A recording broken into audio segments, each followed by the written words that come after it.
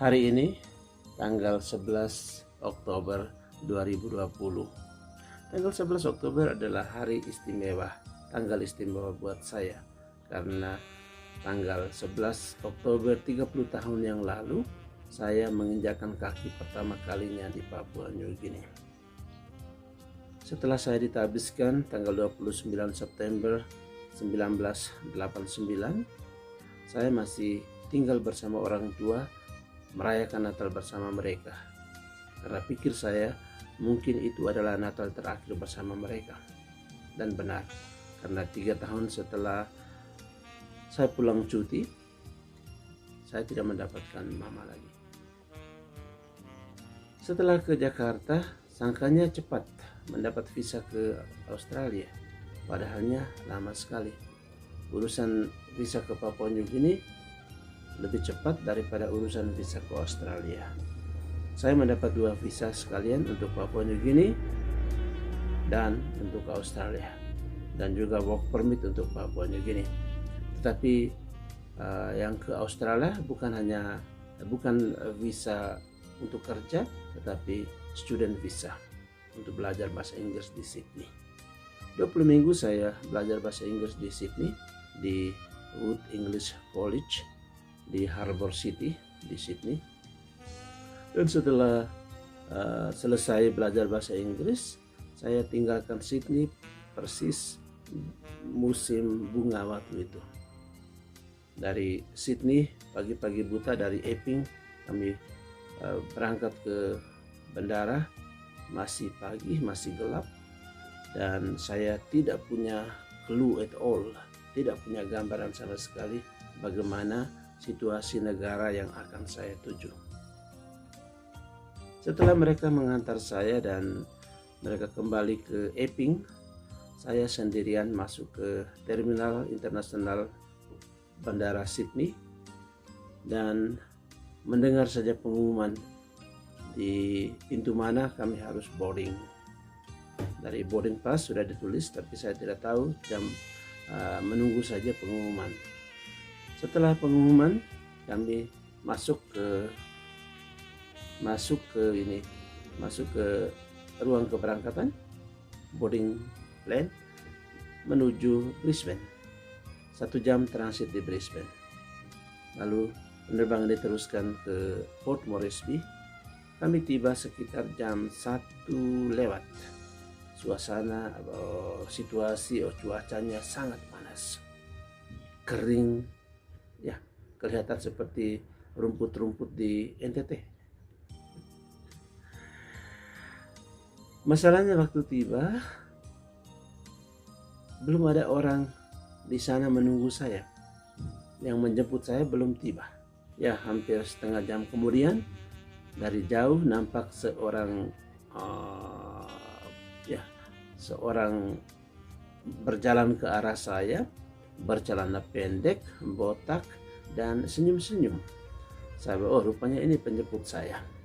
Ketika mendekati saya, dia bertanya, "Are you Father Paul?" Yes, I said, "I'm Father Paul." Lalu dia memberikan alasan kenapa dia terlambat, karena ada perbaikan jalan di jalan masuk ke terminal. Dia membawa saya ke rumah SPD di Saraga waktu itu, di 6 Mile, bukan di 5 Mile seperti yang sekarang. Saya tinggal bersama dia sampai dengan akhir pekan. Tanggal hari Sabtu akhir pekan itu saya berangkat ke Madang, ke Alexis Haven di Madang untuk belajar bahasa Pidgin. Ketika tiba di Madang, sudah siang waktu itu. Lalu saya dijemput ke Alexis Haven, keluar kota arah ke North Coast. 15 menit, sekitar 15 menit drive. Di sana saya tinggal selama 6 minggu untuk belajar bahasa Pidgin. Ya lucu ya, baru selesai belajar bahasa Inggris, belum master bahasa Inggris, datang sekarang harus belajar lagi bahasa Pidgin, itu bahasa kedua negara ini. Ya, kalau di Australia belajar Inggrisnya di college, di Alexis Haven belajar Inggrisnya bukan ke sekolah, Saya diberi satu radio tape, lalu kaset, dan buku panduan. Tiap hari sesudah makan pagi saya ke kamar, buka radio, buka tape, dengar dari tape, buka buku, baca ikut dari buku, ikut pengucapannya, pronunciation dan sebagainya. Ya, sehingga tiap hari hanya duduk menghadap buku dengan dengar di tape dan menghadap tembok. Lalu sore hari waktu untuk praktek. Bukan orang tertentu yang membimbing, tidak. Saya menggunakan waktu untuk praktek berbicara dengan anak-anak. Yang paling bagus adalah ketika anak-anak berenang di pinggir pantai di situ. Saya bergabung dengan mereka, berenang sama-sama dengan mereka, lalu praktekkan bahasa pidgin saya. Karena anak-anak sangat helpful, sangat membantu, karena apa yang salah ucap, kalau saya ucap salah, mereka langsung perbaiki, langsung koreksi. Oh, salah pater, harusnya begini, bukan begini, bukan begitu tapi harus begini. Ya, itu saja cara belajar bahasa Inggris pidgin yang paling cepat. Lalu bayangkan, belum sampai 2 minggu saya diminta untuk rayakan misa di salah satu stasi pakai bahasa pidgin. Sebelum merayakan misa, nama stasi itu Danip dekat, tidak terlalu jauh dari Alexis Haven. Sebelum merayakan misa, saya diminta untuk mendengarkan pengakuan. Wow, ini belum kuasa bahasa pidgin, sekarang harus dengar pengakuan dalam bahasa pidgin. Lucu. Dan salah satu hal yang membuat saya agak terkejut waktu itu, ketika seorang ibu datang mengaku, menjunjung bilum di keranjang, anyaman keranjang di belakang. Lalu saya pikir itu makanan kah, ubi kah, pisang kah. Tiba-tiba dengar anak menangis. Oh, anaknya ada di dalam bilum. Anak dipikul dalam bilum keranjang buatan, keranjang anyaman. Ya, tapi perayaan misa khotbahnya tercatat, karena belum tahu kuasa betul bahasa sehingga harus catat. Kalau tidak tuh hilang akal dan habis. Lalu belajar misanya, ya baca saja doa yang ada di buku misa. Baca lurus-lurus seperti bahasa Indonesia sehingga gampang, bukan seperti Inggris yang tulisnya agak lain, bacanya agak lain. Tapi bahasa pidgin tuh tulis dan baca sama, sehingga bisa memudahkan, sangat mudah untuk belajar bahasa pidgin. Sehingga 6 minggu saya gunakan kesempatan untuk belajar bahasa pidgin di Alexis Haven, dan sudah selesai. Tempat pertama yang saya ditugaskan adalah paroki Pumakos di Engah, Provinsi Engah, di Keuskupan Wabak. Di paroki Pumakos di bawah asuhan seorang pastor dari Polandia, namanya Joseph Kretek.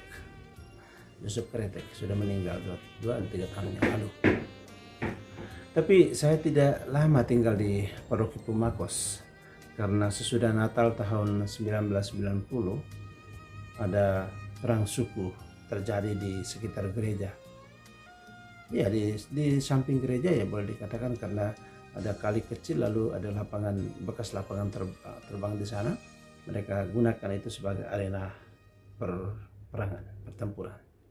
Situasi semakin parah.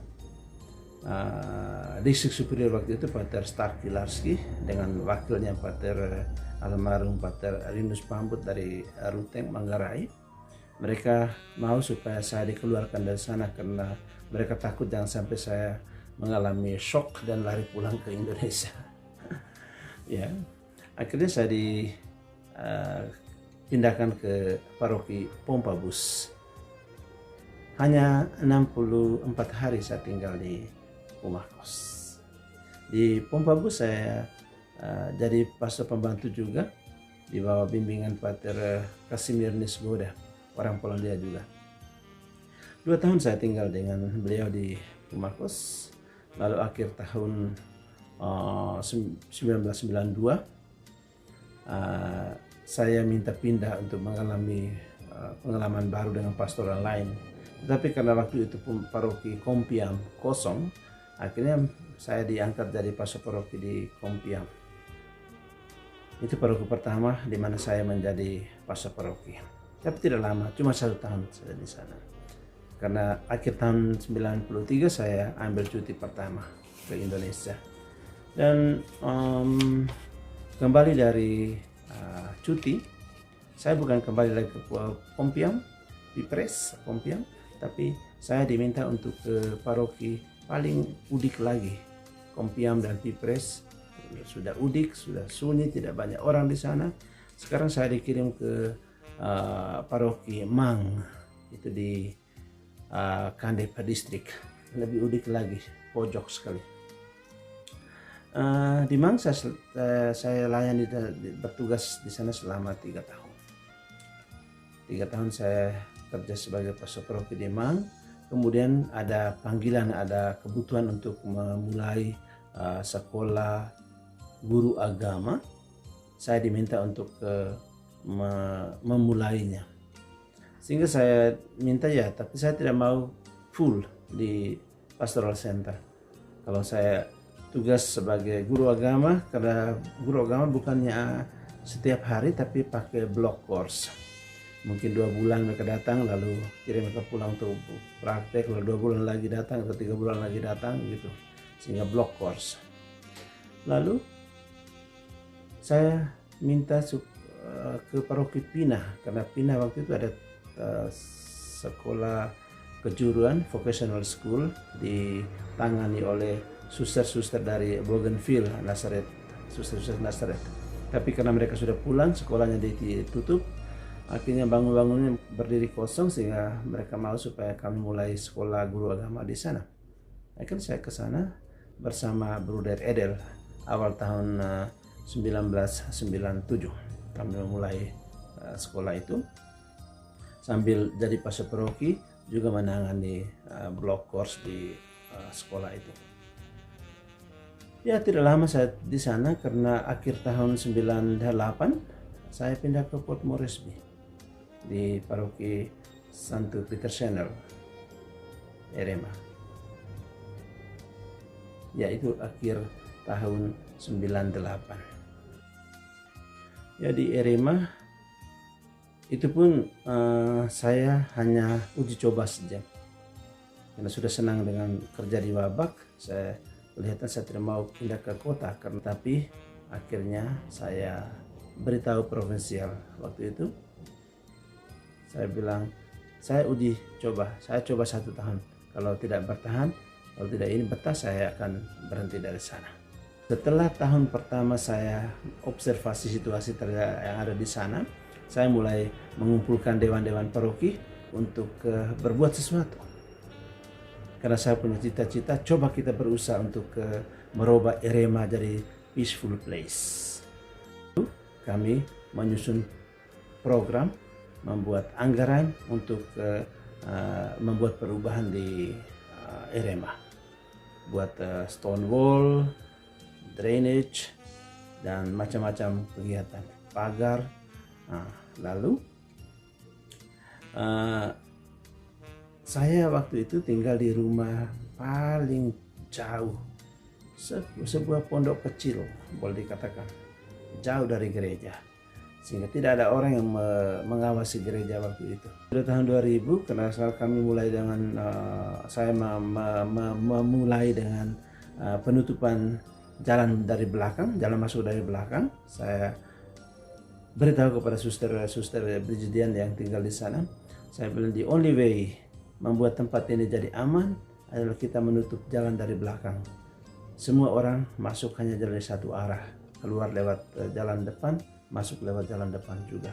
Mereka sangat berontak, sangat tidak setuju, karena bilang, bagaimana kita komunikasi dengan orang-orang yang tinggal di belakang atau di jalan di belakang rumah, di belakang stasiun kita.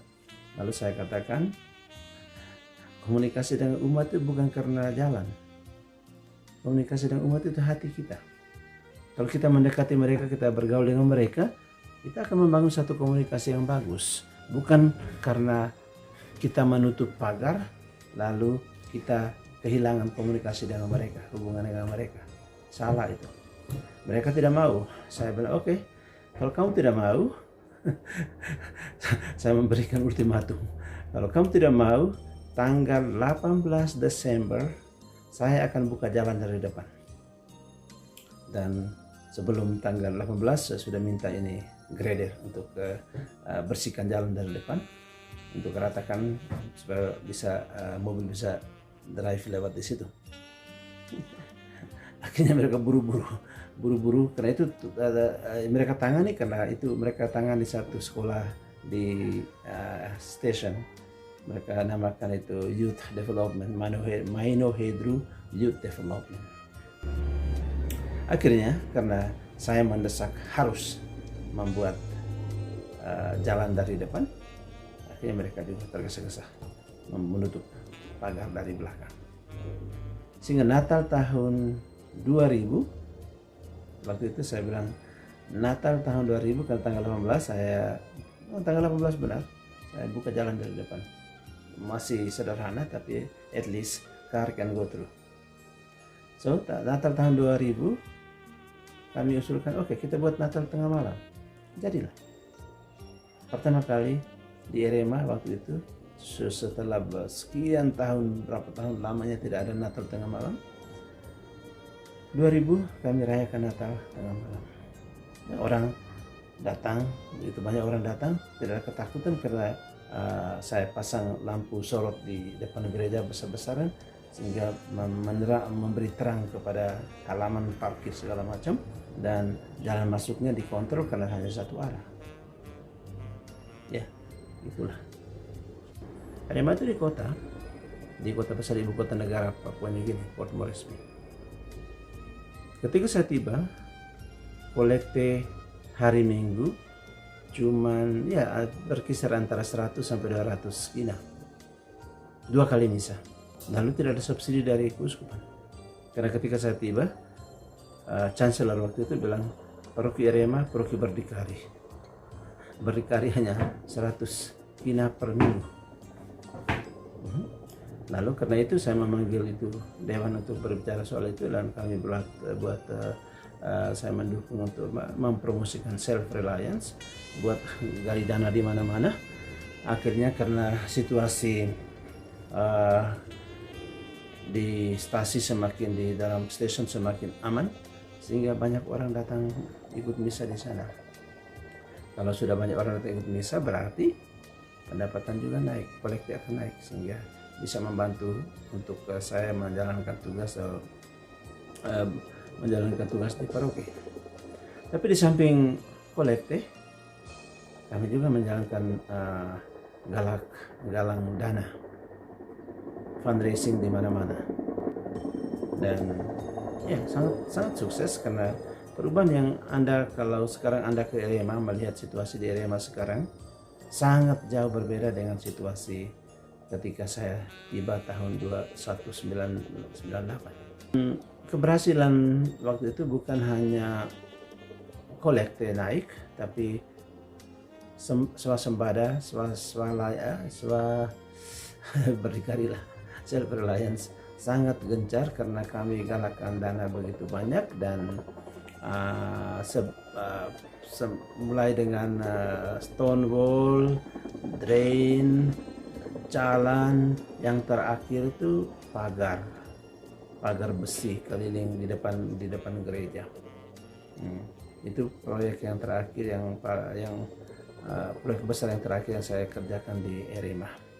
Dan sesudah selesai semuanya, sekarang kami galakkan dana untuk perbesarkan gereja, karena gereja waktu itu sangat kecil, sangat sempit. Dan ya, uang hasil galakan dana itu saya simpan di CBC. Sebelum saya berangkat, saya pesan kepada umat, uang yang kita galakkan bersama itu saya tidak pikul bersama saya.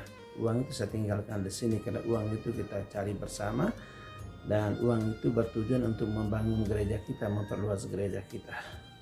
Dan kemudian sampai sekarang mereka sudah berhasil melebarkan gereja sehingga situasi lebih nyaman lagi untuk mereka. Saya tinggal di Erema sampai dengan bulan Juli tahun 2010.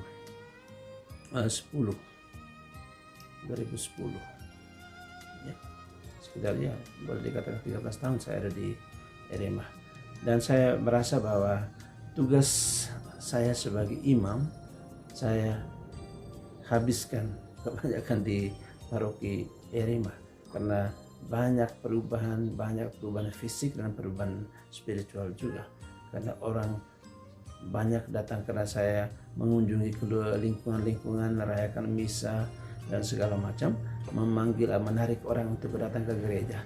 Saya belajar banyak kerjasama dengan umat di Erema, dan ya karena keterbukaan,